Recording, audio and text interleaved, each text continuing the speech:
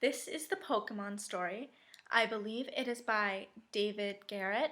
It contains rape, violence, incest, so be warned.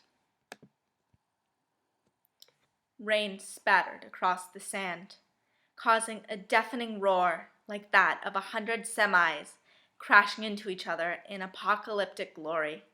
The crack of thunder split the insanity, and wind swept it up into a cacophony of natural horror. All the while, David sat glumly, shielding himself from the gale beneath a rather large tree. He was soaked to the bone and miserable, lost in Kanto, with no map, no Pokedex, no food, and no company other than his beloved Pokemon. He was sure he'd die of hypothermia or worse.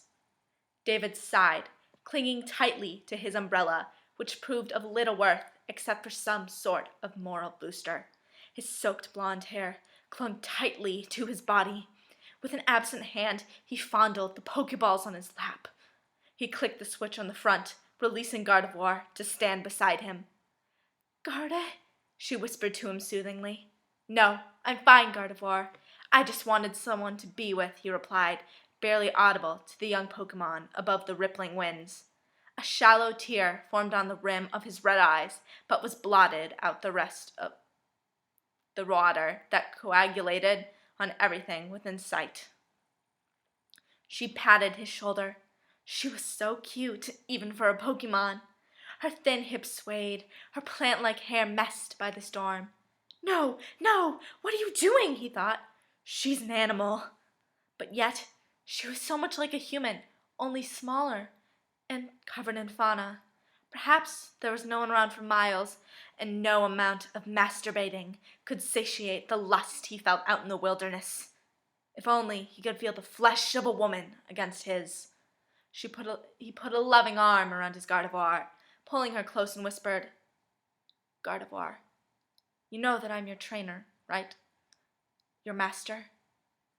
"Guard." She nodded in agreement. He nodded in return. "And would you do anything for me?" "Garde." She nodded again. He moved another hand to her, sliding it over her wasp waist and looking carefully into her eyes. She seemed to begin to understand. A look of fear welled in her eyes. David could feel a lump in his pants swell as he began to force her upon the soaked ground.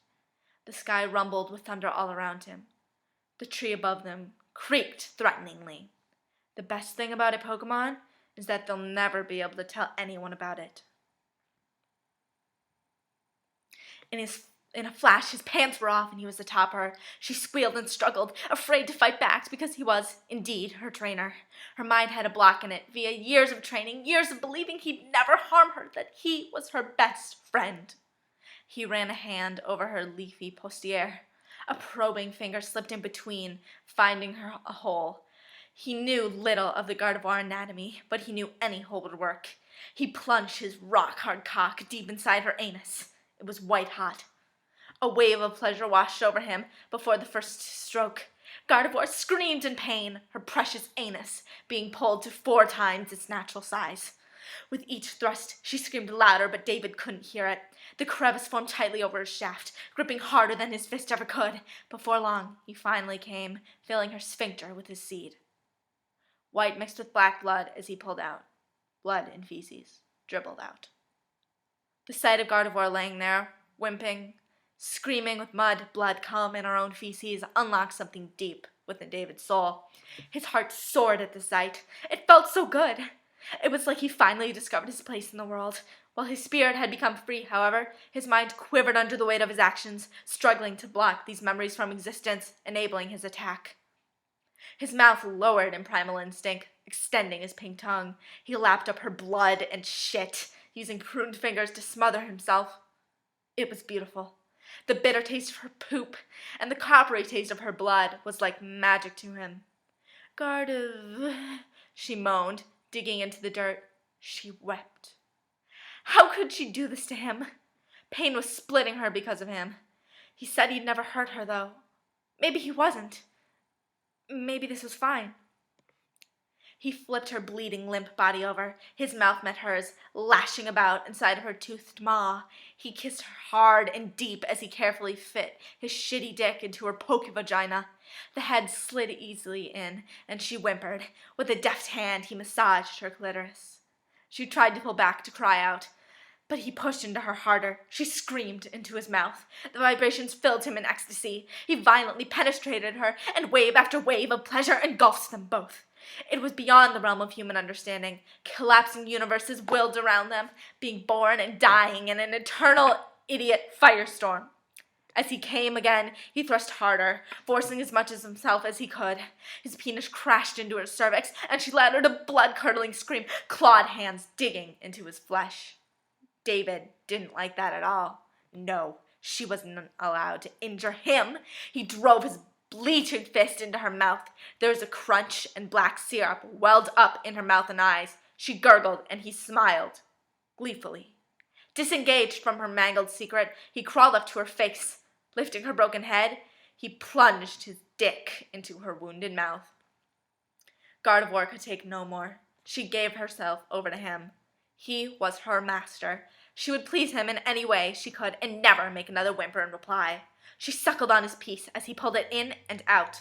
Cracked lips smothered him, teasing glands and glands. He gripped her arms, squeezing tighter. More pain roared through her, and she sucked harder. She gagged, puking a little. The bile stung him, so he drove another fist into her eye.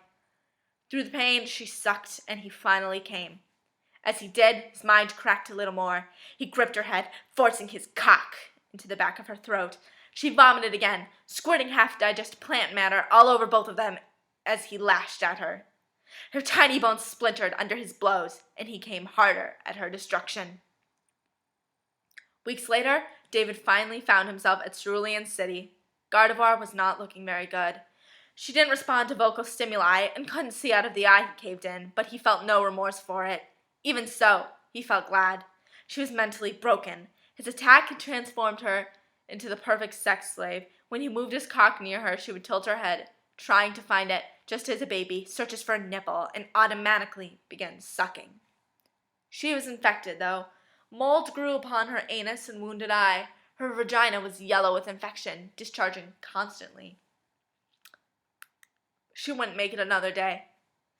David rushed to the Pokemon Center, Gardevoir in his arms. He came to the reception desk, and there was Nurse Joy. Her eyes first went to David's dumb, smiling face, but then down to the Pokemon in his arms, and she gasped. "What happened?" she said, stroking Gardevoir's hair with the gentleness of a mother. "I'm not exactly sure," he muttered coldly. "I found her like this out in the forest." Tears formed in Joy's eyes as she cooped the poor Pokemon up, taking her over to the rejuvenation chamber for dying Pokemon in another room. After flipping the switch, the chamber filled with gases, obscuring outside eyes. Joy didn't mind that David had followed her in and closed the door. She was too busy studying a complicated-looking readout now appearing on a computer screen. She bent over as she typed slowly. A complete novice with computers it appeared, and as she did, her skirt teased her thick ass. Her thigh-highs squeezed her legs delightfully. She was a delicious woman, and David would have no problem finding out just how delicious she was. He slid up next to her. "How does it look, nurse?" he asked, putting a hand on her shoulder. "Not very good. I'm afraid the rejuvenation chamber won't be enough for—" "No, not the Pokemon. Your cunt." At this, the nurse spun around. A hurt look flashed across her face, and she bit her lip. She was exactly sure how to handle the situation. It was true that she was constantly horny. She had never time for anything outside the hospital. Her cunt tingled at the prospect of being split. She eyed the door. Should she run? Should she have sex with this complete stranger? He seems dangerous, she thought, but as she did, her thighs pressed against themselves, pinching her slowly enlarging clitoris. David's hands began to unbutton her blouse, revealing a polka-dotted bra clasping two melon-side breasts. "Sir, I'm going to have to ask you to step out of the office," she said, with as much courage as she could muster, but it didn't stop him. He pushed her up against the computer terminal and mouthed her nipples. She gasped as he bit one, teasing it with his tongue. He sucked on it and she lurched, not noticing her hands slide down to his hips. He lifted her and placed her upon the desk. Her legs spread and she leaned back, forgetting that she was on the rag, and gave herself to him. He lowered himself to a knee, ripping off her clashing blue underwear and exposing her rosy, dripping hole. He gently tugged on the string sticking out, drawing a blood-soaked tampon out. It fell to the floor and thick chunks began to seep out. She burned for him, for this complete stranger. His fingers moved into her, rubbing the rough spot just inside the warm tunnel. His red tongue slathered her clit. He sucked on it and hummed. A dizzy, buzzing feeling filled her head, and she began bucking, screaming in pleasure. Soon, her screams of pleasure became those of pain as he forced 3 fingers into her tight pussy. She hadn't been with a man in so long. "No, please," she gasped as her vagina slowly spread and grew used to the probing digits. He inserted another finger and she gasped. This time, her cunt burned in protest, showing no signs of widening. She squeaked. He forced another finger in, and soon he was fisting her, plunging his large, manly hands as far as they could go, spreading her wider, filling her. "More!" She grubbed through clenched teeth, thick streams of saliva glowing down her cheeks. "Fuck me harder, you piece of shit!" David didn't like this, however, and punched her in the gut. She lurched forward and gasped, but then, weighing how much fun he was having with being told what to do, he decided to insert his next fist. Her tendons popped and squeaked, and he forced the other one inside slowly. Her cleft opened wider and wider still. She screamed in pain and pleasure until her throat bled almost as much as her cunt. Blood streamed down his arms, mixing with her cum until his shirt and the floor were soaked. There was a knock at the door, followed by the turning of a handle. Inside strode the doctor the nurse had called for earlier. Her father. He stopped, shocked at the situation that unfolded in front of him. What are you doing with my little girl?" he murmured. "Shut the fuck up, you old bastard, and get the fuck over here. Her mouth isn't gonna fuck itself," David shouted, forcing his voice above that of Nurse Joy's. She was horrified that her father had walked in on this, horrified at all the blood, what she had been coerced into, but she couldn't stop. Lust raged inside of her, overtaking all the other motor functions. "Fuck me, Daddy," she said, grinning a bloody smile. Her pleading eyes met his, and before she knew it, her father's wrinkly, liver-spotted dick was inside her mouth. The doctor fucked her from the opposite side of the table. Her young tongue slid over the top of his dick, teasing the helmet. He bucked wildly, shakily. He had not had sex since his wife had died 10 years ago, and sometimes had had dreams about his daughter. He tried to ignore them, push them to the back of his mind. But he could never help his sick fantasies. Sometimes he'd accidentally walk in on her dressing or showering, would think about it later that night as he choked himself and petted his shriveling member. David began to grow bored. His maniacal, slowly splintering mind needed more horror to satiate it. It was a curse, but one he enjoyed. He drew one hand out of her weeping puss, much to her protest. With the other, he gripped her cervix and twisted. Pain cut her, and she clenched her teeth and moaned, cleanly chopping her father's dick off as he came. The doctor fell backwards, and the nurse sat up straight. Her vision blurred from the pain, but she was just barely able to see what David was doing. He had drawn a knife out of his pocket and driven it into his urethra. His cock opened wide, and he screamed, but he kept pushing hard down into his ballsack. Blood gushed forward, and he puked, bile adding to the horrendous pain, but he couldn't stop. Slowly, memories of him in Gardevoir flowed back. All the fun they had back home. Memories of his mother and his father, how they wanted him to succeed, how they wanted him to come home to spend time with their baby boy, of his first love, the girl he never got over. Her name was Misty. She wanted to see him again. She had sent him a letter only a month earlier saying she wanted to be with him again, that nothing felt the same without him. What was he doing here? He couldn't stop his hands. They moved on their own, twisting out of Joy's cervix bit by bit, slitting his genitals. At last, the leathery bag was open. They gripped his testicles and pried them out, forcing them into his mouth. All 3 parties bled to death. It was in the news the next day. The Gardevoir recovered, but was forever in a tortured state of slavery. Misty shook as she read it. She wept, and her mind grew jaded and hateful. She was alone in the world now. Nobody she loved. Nothing. Alone. She drew a Pokeball from her belt and opened it.